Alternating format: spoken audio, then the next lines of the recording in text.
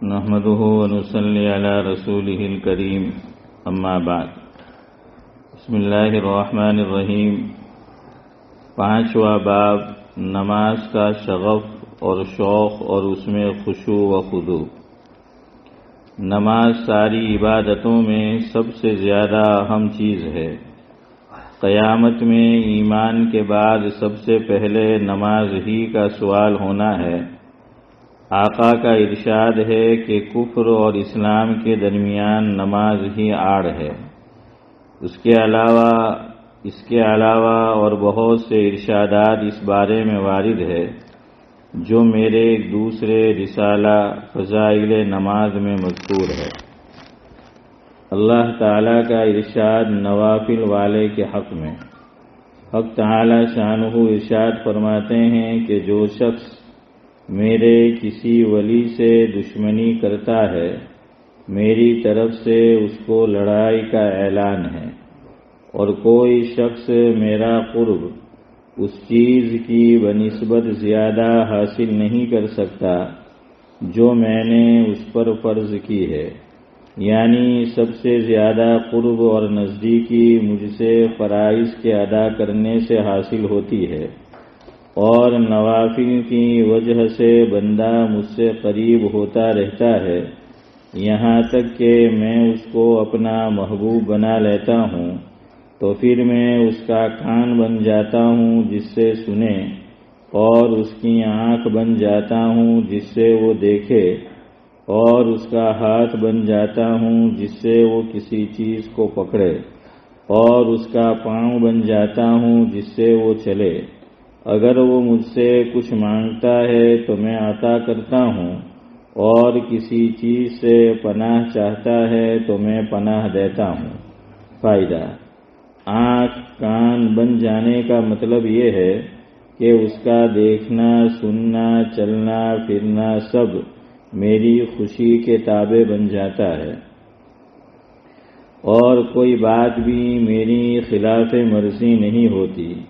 کس قدر خوش نصیب ہیں وہ لوگ جن کو فرائض کے بعد نوافل پر کثرت کی توفیق ہو اور یہ دولت نصیب ہو جائے۔ اللہ تعالی شانہ اپنے فضل سے مجھے اور میرے دوستوں کو بھی نصیب فرمائے۔ حضور صلی اللہ علیہ وسلم کا تمام رات نماز پڑھنا۔ ایک شخص نے حضرت عائشہ رضی اللہ عنہا سے دریافت کیا کہ حضور اکرم صلی اللہ علیہ وسلم کی کوئی عجیب بات جو آپ نے دیکھی ہو وہ سنا دیں۔ حضرت عائشہ رضی اللہ عنہا نے فرمایا کہ آپ کی کون سی بات عجیب نہ تھی، ہر بات عجیب ہی تھی۔ ایک دن رات کو تشریف لائے اور میرے پاس لیٹ گئے، پھر فرمانے لگے کہ چھوڑ، میں تو اپنے رب کی عبادت کروں۔ یہ فرما کر نماز کے لیے کھڑے ہو گئے اور رونا شروع کیا، یہاں تک کہ آنسو سینے مبارک تک بہنے لگے۔ پھر رکوع فرمایا، رکوع میں بھی اسی طرح روتے رہے، پھر سجدہ کیا، سجدے میں بھی روتے رہے، پھر سجدے سے اٹھے، اس میں بھی روتے رہے، یہاں تک کہ حضرت بلال رضی اللہ عنہ نے آ کر صبح کی نماز کے لیے آواز دی۔ میں نے عرض کیا، یا رسول اللہ، آپ اتنے روئے حالانکہ آپ معصوم ہیں، اگلے پچھلے سب گناہوں کی اگر بالفرض ہوں بھی تو مغفرت کا وعدہ اللہ تعالیٰ نے فرما رکھا ہے۔ آپ نے ارشاد فرمایا کہ پھر میں شکر گزار نہ بنوں؟ اس کے بعد ارشاد فرمایا کہ میں ایسا کیوں نہ کرتا، حالانکہ آج مجھ پر یہ آیتیں نازل ہوئیں، ان فی خلق السماوات والارض، آل عمران کا آخری رکوع۔ یہ متعدد روایات میں آیا ہے کہ حضور اکرم صلی اللہ علیہ وسلم رات کو اس قدر لمبی نماز پڑھا کرتے تھے کہ کھڑے کھڑے پاؤں پر ورم آ گیا تھا۔ لوگوں نے عرض کیا، یا رسول اللہ، آپ اتنی مشقت اٹھاتے ہیں حالانکہ آپ تو بخشے بخشائے ہیں۔ آپ صلی اللہ علیہ وسلم نے ارشاد فرمایا کہ میں شکر گزار بندہ نہ بنوں؟ حضور اکرم صلی اللہ علیہ وسلم کا 4 رکعت میں 6 پارے پڑھنا۔ حضرت عوف رضی اللہ عنہ کہتے ہیں کہ میں ایک مرتبہ حضور اکرم صلی اللہ علیہ وسلم کے ہم رکاب تھا۔ حضور اکرم صلی اللہ علیہ وسلم نے مسواک فرمائی، وضو فرمایا اور نماز کی نیت باندھ لی۔ میں بھی آپ کے ساتھ نماز میں شریک ہو گیا۔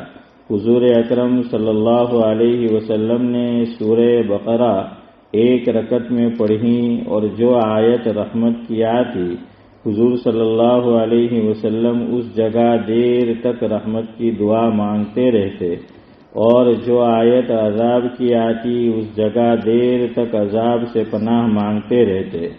سورت کے ختم پر رکوع کیا اور اتنا ہی لمبا رکوع کیا جتنی دیر میں سورہ بقرہ پڑھی جاتی، اور رکوع میں سبحان ذی الجبروت والملکوت والعظمہ پڑھتے جاتے تھے۔ پھر اتنا ہی لمبا سجدہ کیا، پھر دوسری رکعت میں اسی طرح سورہ آل عمران پڑھی۔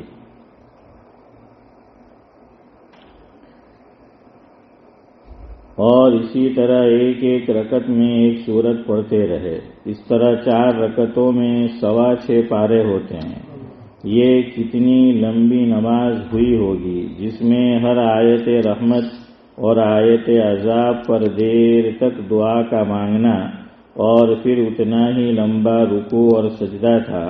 حضرت حذیفہ رضی اللہ عنہ بھی اپنا ایک قصہ حضور صلی اللہ علیہ وسلم کے ساتھ نماز پڑھنے کا اسی طرح نقل کرتے ہیں اور فرماتے ہیں کہ 4 رکعتوں میں 4 سورتیں سورہ بقرہ سے لے کر سورہ مائدہ کے ختم تک پڑھیں۔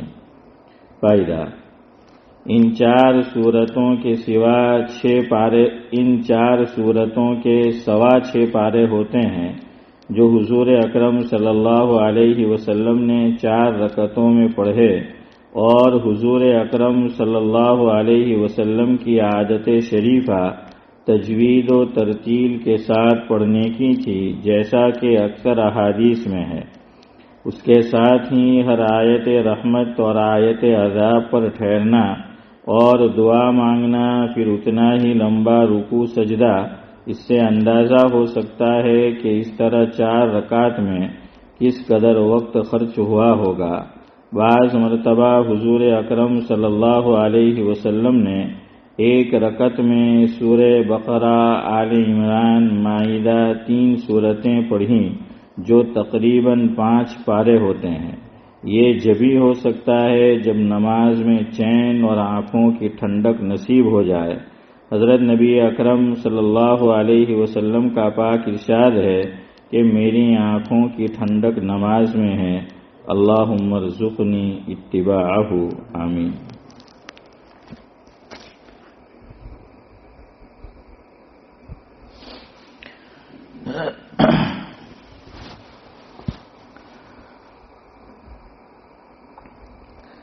بزرگان محترم، آج کی مجلس میں، یعنی جو بدھ کے دن ہوتی ہے، بدھ کی رات میں انگریزی اعتبار سے،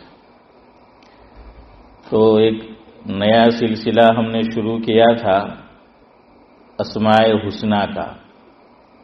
سعد اللہ صاحب، امتیاز بھائی، یہ لوگ نئے ہیں، ابھی جڑے ہیں، اس لیے ذرا میں وضاحت کر دوں کہ بدھ کے دن کی مجلس میں اللہ تبارک و تعالیٰ کے جو اسماء حسنی ہیں، پیارے پیارے نام ہیں، تو اس کے کچھ خواص، کچھ برکات اور تاثیر اس کو ذکر کرنا ہے۔ اور اگر اس کو کوئی یاد کر لے، زبانی یاد کر لے، حفظ کر لے، تو اللہ کے نبی صلی اللہ علیہ وسلم نے اس کی بھی بڑی فضیلت بیان فرمائی ہے۔ مشکات شریف میں ایک روایت موجود ہے جس کا مفہوم یہ ہے، حضرت نبی کریم صلی اللہ علیہ وسلم نے ارشاد فرمایا، ان للہ 99 اسما 100 غیر واحد من احصاها دخل الجنہ او کما قال علیہ الصلاۃ والسلام۔ مفہوم یہ ہے کہ اللہ تبارک و تعالی کے ایک کم 100 نام ہے، یعنی 99 نیمز۔ ویسے تو یاد رکھے اللہ تعالیٰ کے ناموں کی کوئی انتہا نہیں ہے۔ 3 باتیں یاد رکھے۔ نمبر 1، اللہ تبارک و تعالیٰ کا اسم ذات یعنی ریئل نیم وہ ایک ہی ہے، ریئل نیم، اور وہ ہے اللہ۔ یہ اللہ تبارک و تعالیٰ کا ریئل نیم ہے۔ اور دوسرا، اللہ تبارک و تعالیٰ کے اسماء حسنی کتنے ہیں یہ اللہ ہی کو معلوم ہے، ہمیں نہیں معلوم۔ حضرت نبی کریم صلی اللہ علیہ وسلم نے اپنی ایک دعا میں جو کنز العمال میں ہے اس سے اشارہ ملتا ہے، ذکر کیا ہے، تو یہ تو کسی کو نہیں معلوم کہ کتنے نیم ہیں۔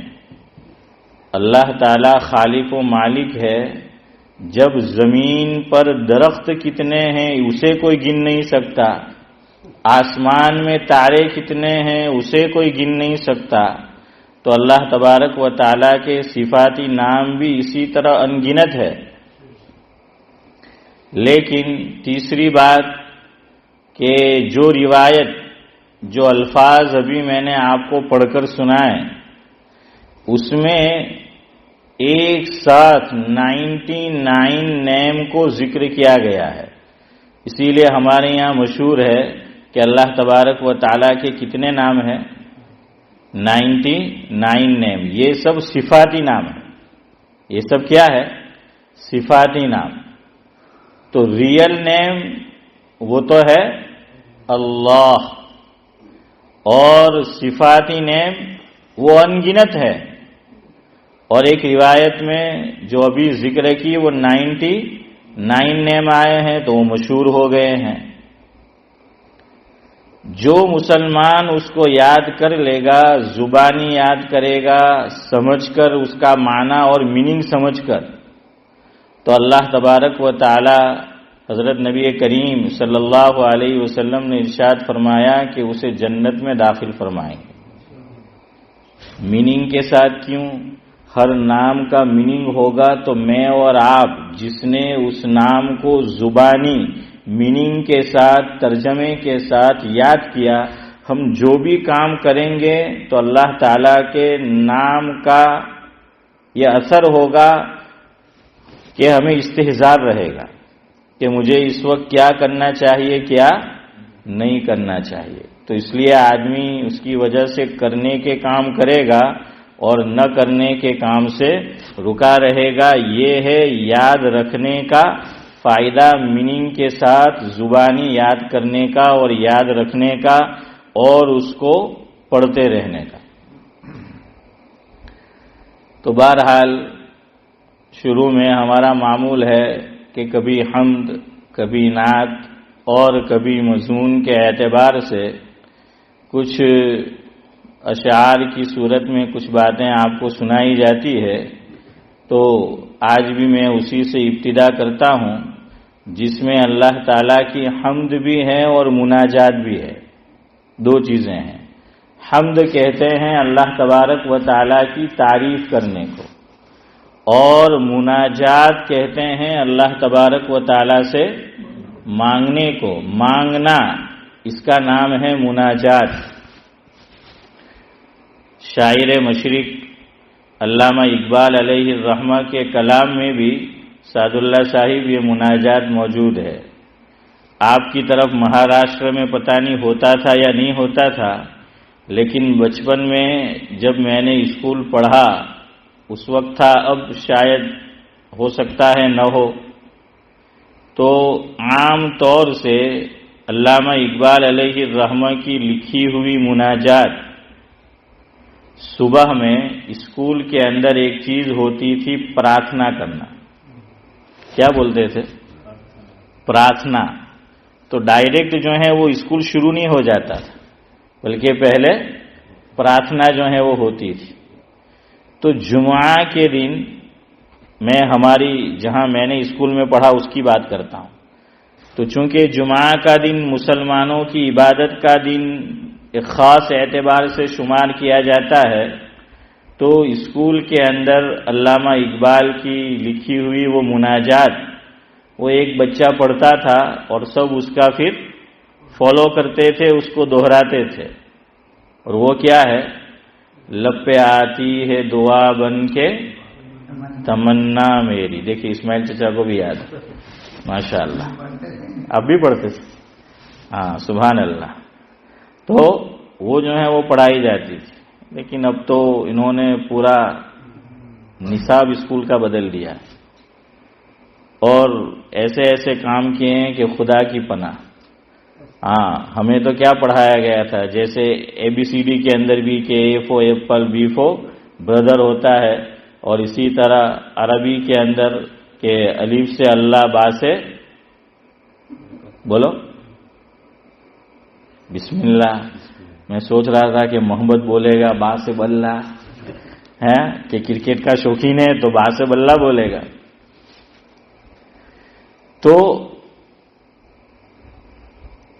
اسی طرح ک کمرنو ک، کھ کھڑیانو کھ، اور گ ہاں گدھیڑانو کا۔ صحیح بات ہے، آپ یہی لکھا ہوتا تھا۔ اب کچھ باتیں آپ سمجھ جانا ہے، کچھ باتیں بولنے کی نہیں سمجھنے کی ہوتی ہے۔ اب آپ دیسی حساب میں دیکھنا، یا 12 کھڑی جس کو بولتے ہیں لکھا ہوتا ہے وہاں، اب گ کی جگہ وہ ہے، سمجھ آیا؟ میں بولوں گا تو سب سنیں گے، آپ بولیں گے تو میں ہی سنوں گا۔ بولے کیا ہے؟ تو ہاں وہ جو دوسرے نمبر پہ آپ نے بولا، تو ہمارے ایک بزرگ فرماتے ہیں کہ کوئی بات نہیں، بڑی اچھی جگہ لی ہے۔ نہیں سمجھے تو رہنے دو، ہے بڑی اچھی جگہ پکڑی ہے پکڑنے والے نے، ہے نورانی بھائی؟ بہرحال تو شروع کے 2 شعر ہے وہ حمدیہ ہے، اور اس کے بعد پھر مناجات ہے، اللہ تبارک و تعالی سے مانگنا کہ ہے تعریف کے لائق تیری ہی ذات اقدس، ہے تعریف کے لائق تیری ہی ذات اقدس، جولے نام تیرا ہے وہ زباں بڑی مقدس، ہے نا چودھری صاحب؟ جولے نام تیرا ہے وہ زباں بڑی مقدس، تو ہے سب کا خالق، مذکر ہو یا مؤنث، مذکر یعنی مرد، مؤنث یعنی عورت، تو ہے سب کا خالق، مذکر ہو یا مؤنث، ہے تیرا ہی گھر، مسجد حرام ہو یا بیت المقدس۔ امتیاز بھائی، ہے تیرا ہی گھر، مسجد حرام ہو یا بیت المقدس، تو مالک ہمارا ہم ہیں گداگر، تو مالک ہمارا ہم ہیں گداگر، دارین کی بھلائی ہمیں عطا کر، آمین۔ یعنی دنیا آخرت دونوں کی ہیں بھائی، دنیا اور آخرت دونوں کی۔ دارین جب بولا جائے تو سمجھ جانے کا کہ کیا ہے؟ دنیا آخرت دونوں کی بھلائی۔ تو مالک ہمارا ہم ہیں گداگر، دارین کی بھلائی ہمیں عطا کر،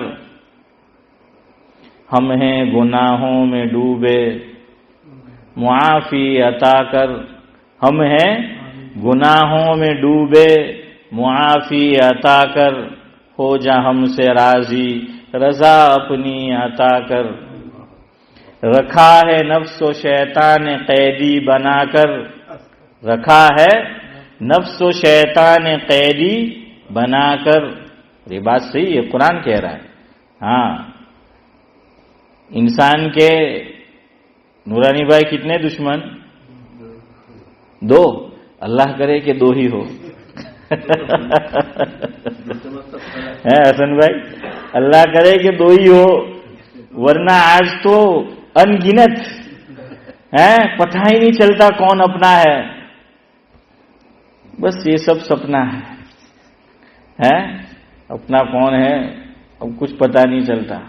تو اب تو پتہ نہیں کتنے جو ہیں وہ دشمن ہیں، بلکہ اب تو آدمی خود اپنا دشمن ہے. اشرف بھائی دوسروں کو چھوڑے، آدمی خود اپنا جو ہے وہ دشمن بنا بیٹھا ہے. لیکن بہرحال قرآن کہتا ہے کہ ہر انسان کے 2 دشمن، ایک نفس اور دوسرا شیطان. شیخ سعدی علیہ الرحمہ نے بھی یہی بات کہی ہے. جہاں پر درجہ عالمیت میں فارسی کے درجات ہے، وہاں ایک کتاب پڑھائی جاتی ہے جس کا نام ہے کریمہ. اور وہ کتاب ہمیں میرے استاد مکرم حافظ یوسف جانتے ہیں ان کو، سملک کے اندر ہوتے ہیں حضرت مولانا مفتی یوسف ہانس دامت برکاتہم العالیہ. ان سے میں نے ڈابیل میں یہ کتاب پڑھی تھی. یہ کتاب ہمیں ترنم کے ساتھ پڑھائی جاتی تھی. تو چلے ذرا پرانی یاد تازہ کرتے ہیں. آپ کو خالی یہی مصرع نفس و شیطان، نفس، یہ آپ کو سنانا ہے. پہلا ہی شعر انہوں نے یہ لکھا ہے کہ کریمہ ببخشائے برحال ما کہ ہستم اسیر کمند ہوا. اس طرح ہمیں پڑھایا گیا تھا، اور اس وقت تو شرم بھی آتی تھی، نہیں پڑھتے تھے تو پھر اس لیے پڑھنا پڑتا تھا کہ کریم ہمارے حال پر رحم فرما. ہاں کہ اللہ کی ذات کریم ذات ہمارے حال پر رحم فرما. اور سعدی کہتے ہیں کہ ہستم اسیر کمند ہوا، میں اپنے نفس کا غلام بن چکا ہوں، قیدی بن چکا ہوں. چودھری صاحب کیا بن چکا ہوں؟ نفس کا غلام بن چکا ہوں، قیدی بن چکا ہوں. جیسے وہ مجھے کہتا ہے ویسا میں کرتا ہوں. میں تیری نہیں مانتا اے اللہ، میں تو نفس کی مانتا ہوں، شیطان کی جو ہے وہ مانتا ہوں. اور دیکھیے نفس شیطان سے بھی بڑا دشمن ہے، یہ علماء نے لکھا ہے. اب آپ پوچھیں کہ بھائی 2 دشمن تو اس میں پاورفل کون ہے محمد؟ تو پاورفل کون؟ نفس. دلیل کیا؟ پروف چاہیے کسی بھی چیز میں تو علماء نے نورانی بھائی پروف یہ دیا ہے کہ شیطان بھی تو گمراہ ہوا ہے. پہلے تو یہ رائٹ پارٹ پہ تھا. شیطان پہلے کیا تھا؟ رائٹ پارٹ پہ تھا، جس طرح چلنا چاہیے چل رہا تھا. لیکن بعد میں حسن بھائی وہ گمراہ ہو گیا. یہ یاد رکھو، یہ ایک لفظ نہیں ہے، یہ دو لفظ بن کے ایک جملہ ہے. گم راہ، یہ اس طرح ہے. ہم ویسے بول جاتے ہیں گمراہ، لیکن یہ گم راہ. گم تو آپ جانتے ہیں، اور راہ فارسی کا لفظ ہے. راہ کہتے ہیں راستے کو. اسی لیے فارسیان کہتے ہیں ہر زبان میں کچھ محاورے ہوتے ہیں کہ جو مشہور ہوتے ہیں، کہاوتیں ہوتی ہے. تو فارسیان کہتے ہیں راہ راست بیرو گرچے دورست. کیا کہتے ہیں کہ سیدھی راہ پر چلو، رائٹ پارٹ پر چلو، سیدھے راستے پر چلو گرچہ دور ہو. لیکن ہم کیا کرتے ہیں کہ بھائی شارٹ کٹ کون سا ہے؟ ہر چیز میں شارٹ کٹ. مالدار بھی بننا ہے تو کہتے ہیں کہ یار یہ بدو کدارے تھا ہے، شارٹ کٹ رستو بتلاؤ. بધી જ વસ્તુમાં شارٹ کٹ. تو اب شارٹ کٹ آدمی جاتا ہے تو پھر راستے سے کٹ جاتا ہے، شارٹ ہو جاتا ہے، شارٹ لگ جاتا ہے. تو کہاں کہ فارسیان کہتے ہیں کوئی بات نہیں، سیدھے راستے پر چلو چاہے کچھ دیر جو ہے وہ لگے. کیمرے رکھے ہوئے ہیں، 20 کی اسپیڈ ہے، 30 کی اسپیڈ ہے، 70 کی اسپیڈ ہے، اسی پہ چلائیں گے امتیاز بھائی تو ذرا دیر سے پہنچیں گے، لیکن شارٹ کٹ مارنے گئے، جلدی کرنے گئے تو پھر ہاں، تو اسی طرح فرمایا کہ آہستہ چلو لیکن سیدھی راہ پر جو ہے وہ چلو۔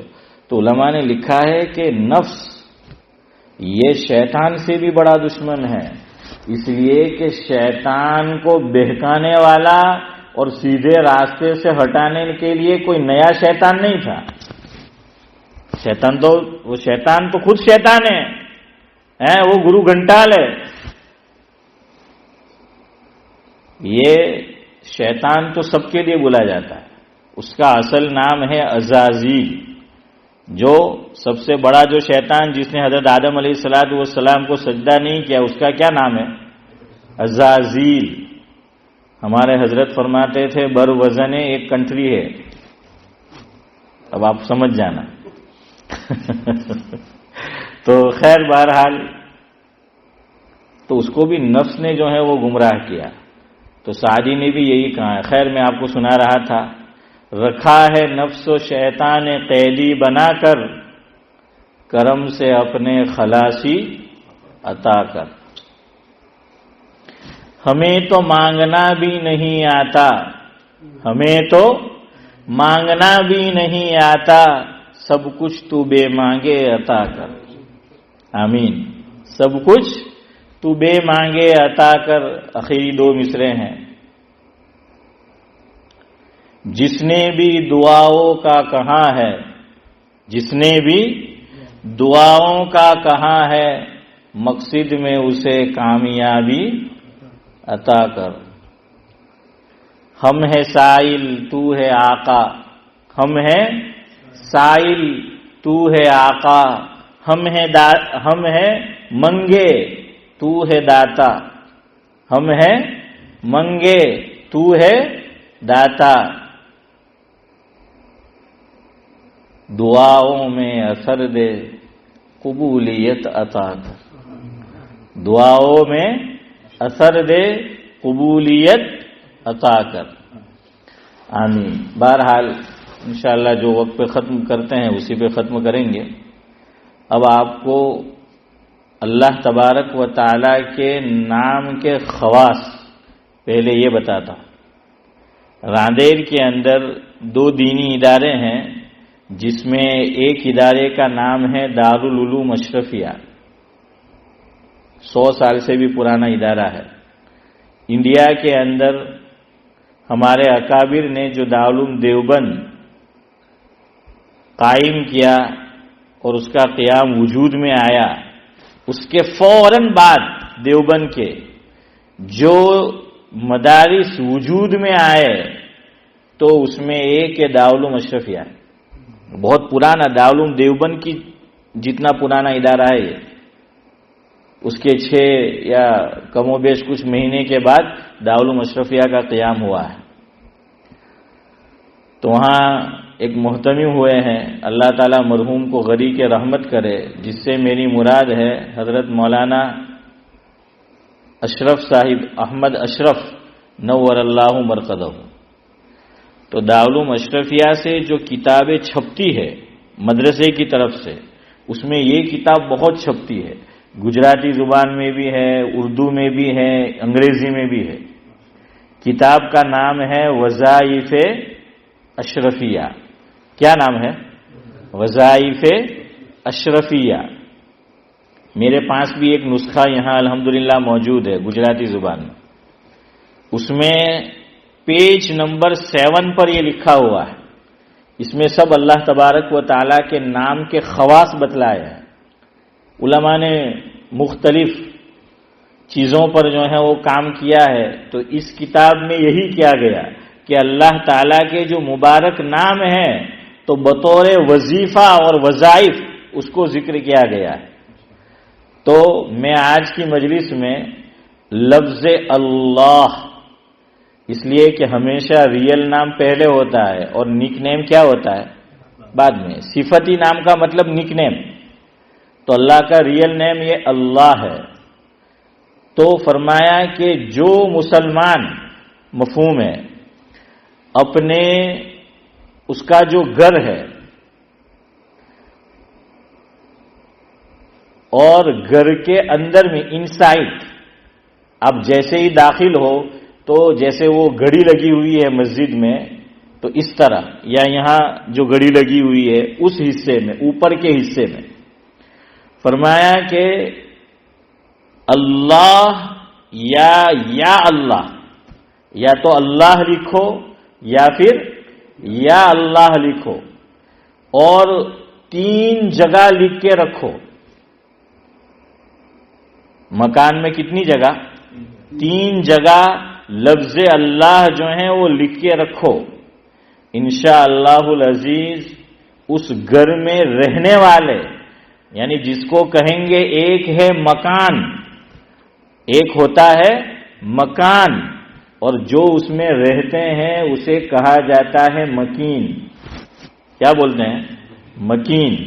تو فرمایا کہ 3 جگہ اللہ تبارک و تعالی کا نام اس طرح لکھ کر جو ہے وہ لگا دیا لفظ اللہ یا اللہ،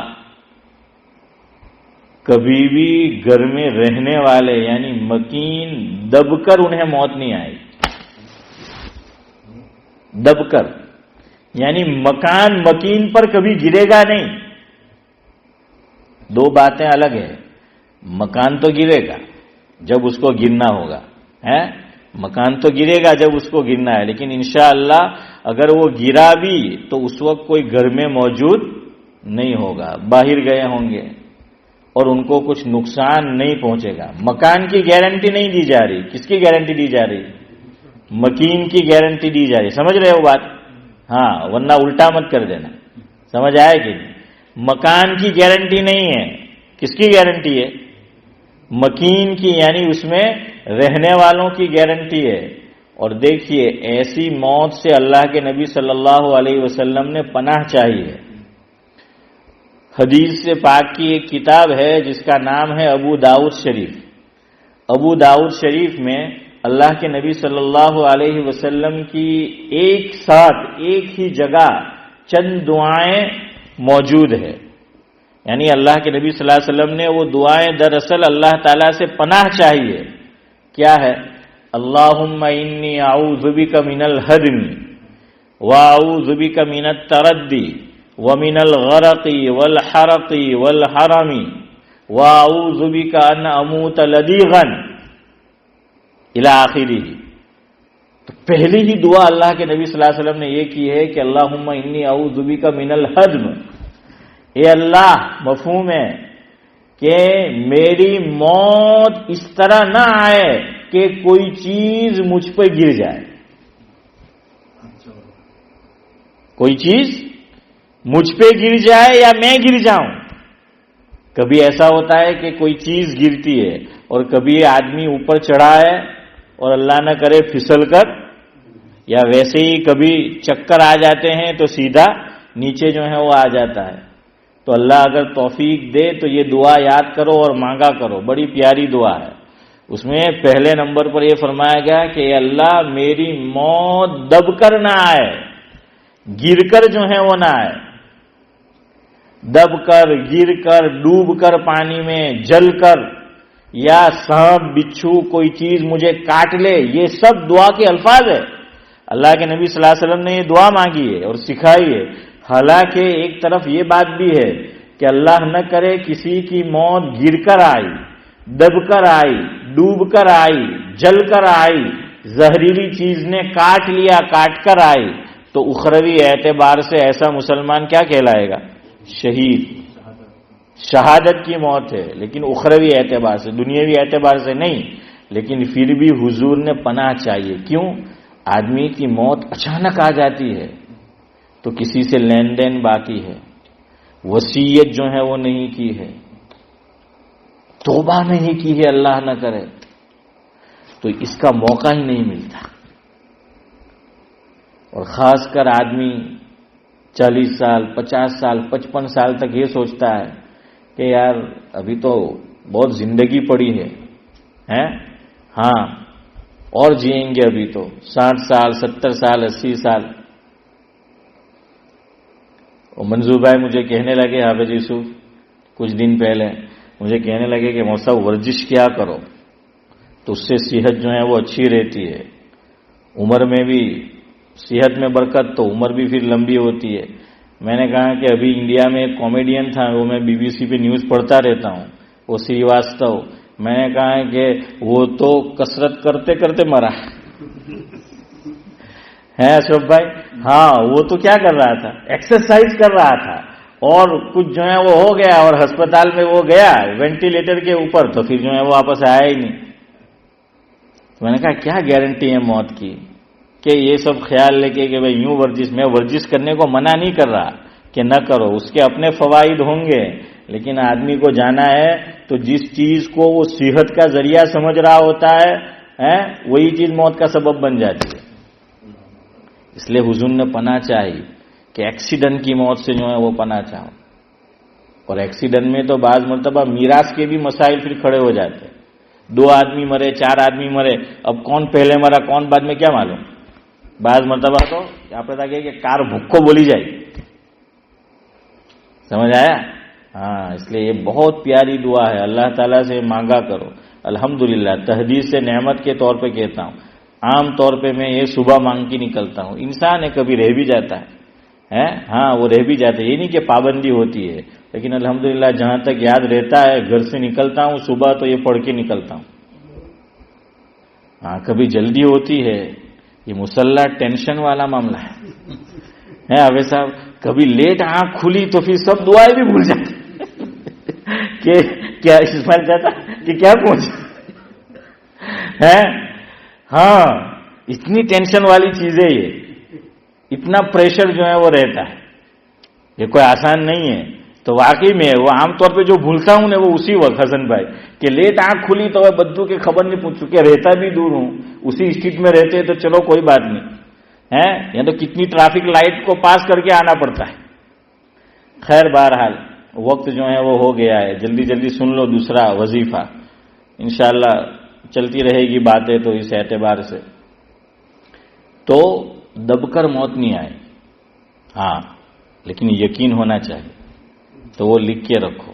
یہاں ایک بات اور سمجھو، گھر میں قرآن شریف تو بہت رکھے ہوئے ہوتے، وہ الگ چیز ہے، اور یہ اسی نیت سے لگانا، ورنہ آپ سمجھے کہ مول صاحب اپنا گھر میں تو 10 قرآن مکیلا ہے تو آگی کیوں اللہ ان کے، وہ سب اپنی جگہ ہے، لیکن کچھ چیزوں کے خواص وہ الگ ہوتے ہیں، تو یہ اسی نیت سے جو ہے کرنا ہے۔ دوسرا، مسافر کے لیے بہت اچھا یہ وظیفہ ہے اللہ کے نام کا، یہ کہہ کر میں بھی پھر گھر کا سفر کرتا ہوں، آپ بھی گھر کا سفر کریں۔ اللہ اسی میں لکھا ہے وظائف اشرفیہ میں، بڑے حروف سے لکھنا ہے، چھوٹے حروف سے نہیں۔ پہلے جو بتایا گھر میں لگانے کا چھوٹے حروف سے لکھو کوئی بات نہیں، لیکن یہ جو ہے وظیفہ اس کو بڑے حروف سے لکھو۔ کیسے لکھو؟ بڑے حروف سے۔ اب یہ مت پوچھنا مول صاحب گجراتی میں لکھے تو چلے کہ نہیں، انگلش میں لکھے تو چلے کہ نہیں، ارے بھائی عربی میں لکھو، سمجھ آیا کہ نہیں جانتے تو کسی سے لکھاؤ۔ تو کیا کرو، اللہ بڑے حروف سے لکھنا ہے، کاتر لینی ہے، کینچی سیزرز، اور الف کو کاٹ لینا ہے، اور جو آدمی سفر میں جا رہا ہے لفظ الف اپنے جیب میں رکھ لینا ہے، پاکٹ میں اپنے ساتھ لفظ الف کو رکھ لینا ہے۔ اب باقی جو اللہ کا نام بچا ہے تو گھر کے اندر جو لوگ موجود ہے تو ان کو دے دے، اور ان کو کہے کہ کہیں حفاظت سے رکھ دے۔ تو فرمایا کہ انشاءاللہ العزیز یہ مسافر کسی بھی نیت سے سفر کے لیے نکلا ہے واپس اپنے گھر آئے گا، اپنے گھر والوں کو انشاءاللہ العزیز صحیح سلامت پائے گا۔ سمجھ آ گیا کیسے عمل کرنا ہے؟ چلو اللہ تعالی مجھے بھی سلامت رکھے، آپ کو بھی سلامت رکھے۔ سبحان اللہ و بحمدہ، سبحانک اللہم و بحمدک، نشہد ان لا الہ الا انت۔